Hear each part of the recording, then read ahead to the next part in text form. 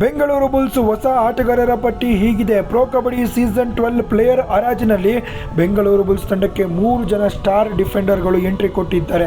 ಯಾರ್ಯಾರು ಎಷ್ಟು ಲಕ್ಷಕ್ಕೆ ಬಂದಿದ್ದಾರೆ? ಫಸ್ಟ್ ಪ್ಲೇಯರು ಬೆಂಗಳೂರು ಬುಲ್ಸ್ ತಂಡಕ್ಕೆ ಬಂದಿರೋದು ಅಂಕುಶ್ ರಾತೆ ಅನ್ನೋರು 30 ಲಕ್ಷ ರೂಪಾಯಿಗೆ ಬಂದಿದ್ದಾರೆ. ಸೂಪರ್ ಆದಂಥ ಪ್ಲೇಯರು, ಒಳ್ಳೆ ಡಿಫೆಂಡರು, ಕಾರ್ನರ್ ಆಡ್ತಾರೆ, ಲೆಫ್ಟ್ ಕಾರ್ನರು, ಸೂಪರ್ ಆದಂಥ ಪ್ಲೇಯರು ಅಂಕುಶ್ ಅವರು ಎಂಟ್ರಿ ಕೊಟ್ಟಿದ್ದಾರೆ.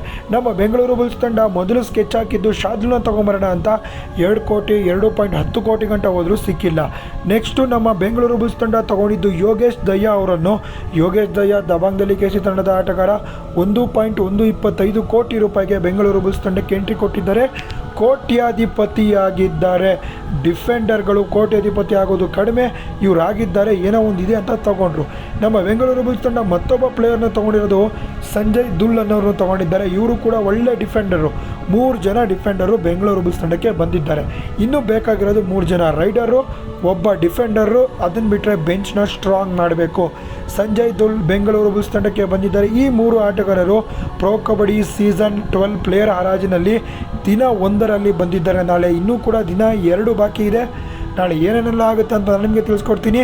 ಇವತ್ತು 3 ಜನ ಪ್ಲೇಯರ್ಸ್ ಬಂದರು ಬೆಂಗಳೂರು ಬುಲ್ಸ್ಗೆ. ವಿಡಿಯೋ ಇಷ್ಟ ಆಗಿದ್ದರೆ ಲೈಕ್ ಮಾಡಿ, ಶೇರ್ ಮಾಡಿ, ಫಾಲೋ ಮಾಡಿ. ನೀವು pro kabaddi season 12 action live ನೋಡಬೇಕಾ? ಅಪ್ಡೇಟ್ ನಾನು ನಿಮಗೆ ತಿಳಿಸ್ಕೊಡ್ತೀನಿ. ಇವಾಗಲೇ ಸಬ್ಸ್ಕ್ರೈಬ್ ಮಾಡಿ, ಫಾಲೋ ಮಾಡಿ.